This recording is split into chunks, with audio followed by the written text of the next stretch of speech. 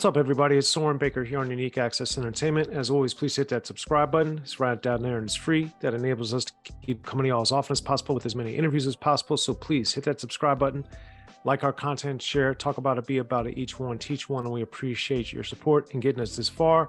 And of course, if you're watching the 1st to 15th, please join us because that enables you to get some of these episodes a little earlier than the rest of everybody else. And it helps me support the staff and slide them a little bit more money, which is always a good thing. So please hit that join button right next to subscribe. And of course, as always, like and share our content.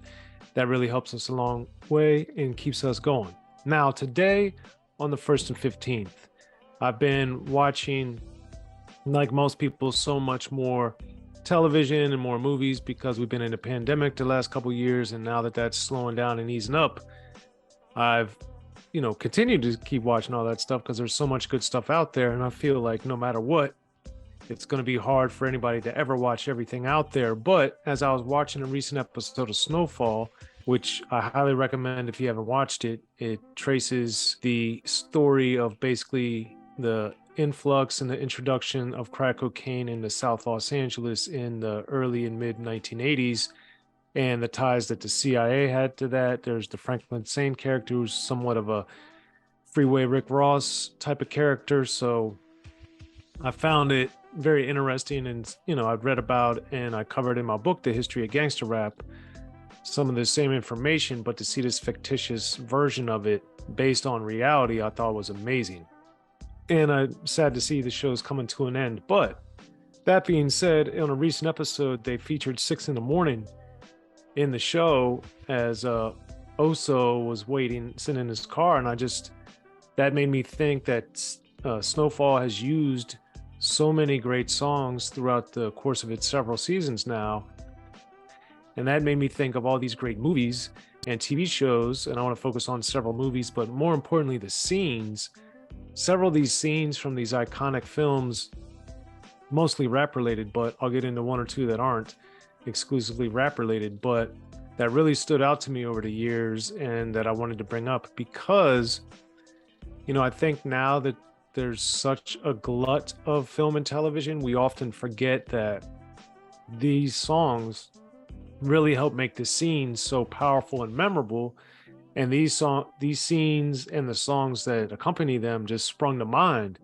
So, as always, hit me in the comments section and hit us and let us know what you think, because I'm only going to talk about a handful today, but these are some ones that I think are some pivotal scenes or pivotal moments in the movies, but that also really lock in and show you how powerful and how important songs in movies are, the soundtracks to movies are. And then, of course, back when we used to buy a physical product, going to the store and buying these CDs because you saw the song in the movie or because you heard the song before the movie came out, or it was in the music video that the single was promoting. I mean, these songs and soundtracks were integral to what was going on in rap at the time. So when I heard the 6 in the Morning, it was making me think all the way back to 1990 with House Party. And Full Force, who plays an amazing part in this film as kind of the jesters / threats / overzealous thugs that are trying to curtail everything that Kid and Play are doing throughout the film, and then eventually throughout the series of House Party. Man, there ain't that type of hype song. I just remember watching House Party in the theater and seeing man, Kid and Play are dancing, they're playing Ain't My Type of Hype, and they got the girls, AJ Johnson, Tisha Campbell's in there. And I was just like, man, this is amazing, because Full Force, of course, at that point, had produced and worked with so many rap artists, and to see them in the film and then to see one of their songs played in the film in this pivotal scene where Kid and Play are having a dance off, and we're seeing the celebration of what overall House Party was, and tied to that main theme of everything centering around this huge house party that's taking place in the film. I thought that was amazing, and it really stood out to me because this was in this 1990 era. Gangster rap had come in and become so prominent and dominant, and it just showed to me more of the quote unquote origins, or what hip hop was originally, what rap was originally, is party music, but it also featured this dance. It also featured a dance off. So, all these things made me think back to the braggadocio type of thing, but it also was accented by this R&B song by Full Force, which then led into the Kid versus Play, or tied into, I should say, the Kid versus Play battle that they had lyrically, where they were dissing each other and going back and forth, which is another pivotal scene in the movie House Party. And that scene, those sequences just always stood out in my mind as great moments in the film. Now, the following years, where we have this real explosion and where gangster rap really explodes on film and on screen, with New Jack City. And I remember early in the film, when they used You're About to Witness the Strength of Street Knowledge to help set the tone of what the film was going to encompass, they just said that. And that's, the intro of Straight Outta Compton, and not only the song, but the album. And I just remember getting chills when I was watching New Jack City in Maryland as a kid, and just thinking like, oh my God, what's this movie about to be? Because they're putting N.W.A in it, but I knew it was Ice-T and Wesley Snipes and all this different stuff. So right out of there was amazing. And then as we set the scene of Ice-T's character and his relationship with Chris Rock's character, and how it starts off adversarially, and then Chris Rock, becomes an informant and gets in trouble with the Cash Money brothers, as you have the New Jack Hustler song playing throughout that opening scene and montage after they do their introduction and the drug deal gone bad. I was like, man, this song is one of my favorite Ice-T songs. It's super up-tempo, it's super muscular, super crazy, and it just sets the tone of more, Brown's character than, of course, what we get from Ice-T's character in New Jack City, which I also thought was an interesting wrinkle, that the song that they decided to make was from Brown's perspective, portrayed by Wesley Snipes, and not Scotty Appleton, the police officer portrayed by Ice-T. So I like that wrinkle, which was unexpected in the film, but then also the song also being kind of the opposite of what I expected, which I thought was great. And the New Jack Hustler video is so amazing. Of course, it shows a lot of the highlights from the film, but then Ice-T is more presenting as Ice-T, the rapper, as he was at that time in 1991. And all those things were great. But I must say, and no pun intended with the but I do remember one of the other scenes that stood out the most to me was when Unique, G Money's girl, is trying to seduce Nino Brown, and they play Color Me Bad's I Want to Sex You Up, and she's kind of doing a striptease and dancing for Nino Brown. And that stood out to me for many reasons, because one, it's a great scene from the writing and the acting, because Nino Brown is dissing his girl, and then G Money is defending Nino Brown's girl, while G Money's girl is trying to get at Nino Brown, who's then saying she can provide, Unique can provide what Nino Brown's girl can't, which is the ability to bear children to continue Nino Brown's legacy. So there's a lot at play on the inner dynamics there, and the characters, and kind of the push and pull that Nino Brown and G Money have, and then adding Unique to the mix after Nino Brown has had his longtime girlfriend. And of course, visually, it's nice to watch as well, but it really just shows you the song I Want to Sex You Up plays into so much of what's going on, because in the background, they're watching Scarface, and Nino Brown is infatuated with Al Pacino's character Scarface from that film. So there's a lot going on in that scene, visually and musically. So I just thought it was a very powerful scene, and some of the best writing in the film, because everything is twisting and turning so quickly, and accented by Color Me Bad's I Want to Sex You Up, which, I thought was used extremely effectively there. Now, with Boyz N The Hood, also from 1991, one of the most powerful things to me was this movie ends, and then you get the song How to Survive in South Central that's playing in the closing credits. And I remember thinking like, man, Doughboy's character, who's portrayed by Ice Cube, they just show basically in the epilogue of sorts that he's gonna die. And then the song is How to Survive in South Central, which is talking about surviving.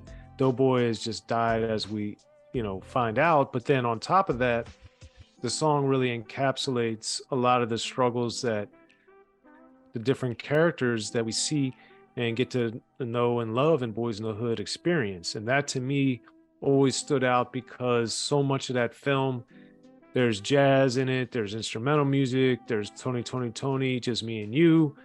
And there's all these different sounds, feels, and elements. But, that song being played in the credits in particular, I thought was pretty remarkable and unusual because it's Ice Cube. So I thought it was going to be all throughout the movie once I realized he was going to be on it and in the soundtrack. But of course, Growing Up in the Hood by Compton's Most Wanted, another phenomenal song is on there. And, that was the lead single, etc., and helped push the film and make it, what it is, because the soundtracks back in this 1990 era, 1991 era with House Party with New Jack City and then with Boyz N The Hood were so significant to not only drive people to watch the films, but then of course by the soundtracks have different types of songs from the artists and just deepened our relationship with all these artists and all these actors and all these films.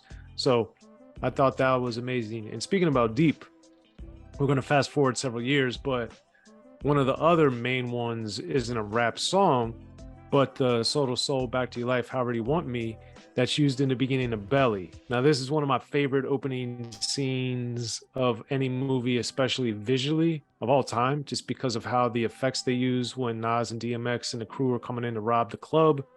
They got the lights, they got the eye coverings, and it's a cappella for so long until the very end of the robbery and the shootout where the drums kick in. But to have the slow motion, to have the a cappella, to be seeing Nas and DMX and wondering what in the world's going to be happening in the rest of this movie if this is how it's jumping off, it was very, very powerful. And I like the fact that it looked like a music video in the sense of the slow motion and the stylistically and aesthetically, even though it was the opening to this film that ended up being a hood classic. So Belly, for that reason, I always think of that scene and that song when I think of these songs that make such a difference into these rap related movies. Now, on the flip side of that, a year later in 1999, we see Office Space. Now, I hadn't seen this movie when it first came out, but my friends or people I knew were always telling me I needed to watch Office Space. And I didn't know about it. I think I remember hearing that Jennifer Aniston was in it early, but other than that, I didn't really know much about it. And it follows a guy that's, unhappy with his computer software job, a job at a computer software company or computer company. So I kind of didn't rush to see it, but my boys kept telling me, "Oh man, you got to watch it, man. They used the Ghetto Boys. Damn, it feels good to be a gangster in the movie." And I was like, "What? I thought you said this is about computers in an office and it's called Office Space. Why would they have that song in there?" And it still kind of doesn't really make sense to me, but it's one of those things when you do watch it, you're like, wow, that was a creative, very unexpected usage of a song and one that we know and love. And the Ghetto Boys, in my opinion, being one of rap's greatest and most unheralded groups, as I go and discuss in great detail in my book, The History of Gangster Rap, it's just like, man, to see their song, and not one of their more famous songs either, be used in a movie, I thought was pretty remarkable and just left the field, and it definitely caught me off guard. So I appreciate all the people that stayed on me back in the day to really watch this Office Space film, which I only had a cursory knowledge of even what it was in the first place. But it ended up working out. Now, the last song I want to talk about really shocked me because it was in 2018 when I went to see Black Panther, and they used Too Short's In the Trunk. Now, I had no idea what was going to be going on in this film, and I tried to learn as little as possible before I went to see it because I just wanted to have no expectations, good, bad, or otherwise, and just watch and hopefully enjoy the film, which I did.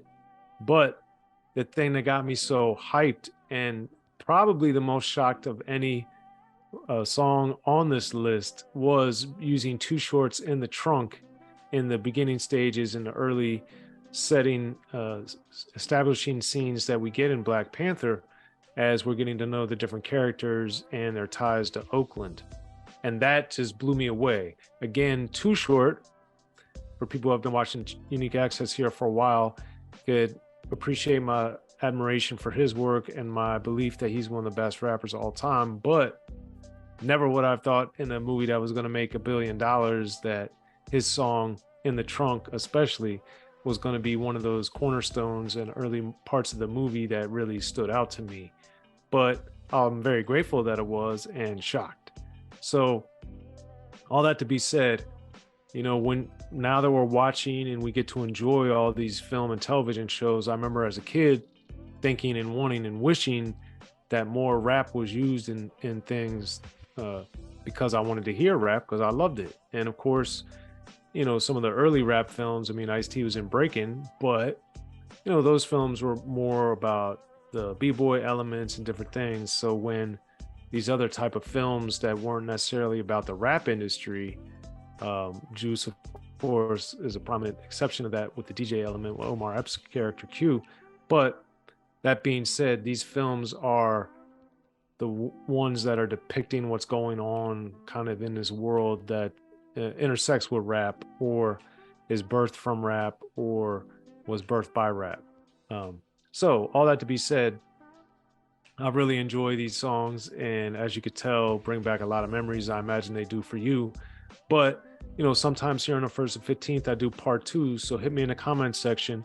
I listed a handful. I know there's dozens of more, because as I was thinking about this, I was like, man, I want to include this song, that song, that song, this song. But I also didn't want this to only be the only opportunity I had to talk about it, because when we did the what ifs, you know, a lot of people hit us there. You can catch the link to part 1, and check the playlist at the end here so you can watch part 2 of the what ifs that I did. But, you know, you guys really inspired me, you know, with some of these ideas I have, but then also I appreciate the interaction that we have here on Unique Access Entertainment.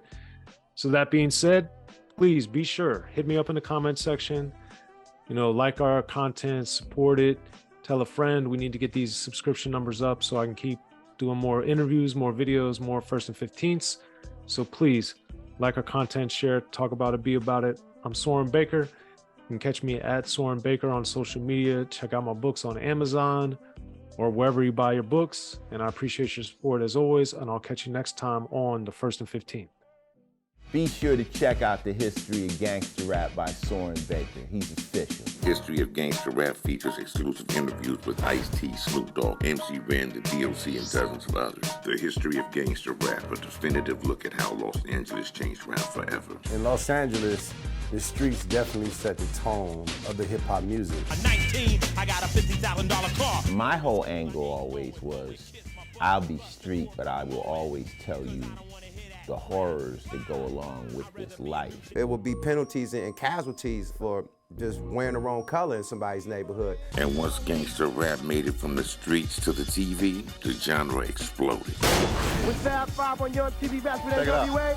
Yo MTV, it just catapulted us from being local heroes to national gangbang rappers. The History of Gangster Rap discusses it all from 1980 up till today. It's always gonna be shit happening in the streets. You know what I mean? So it's always gonna be something to talk about. The History of Gangster Rap in stores now.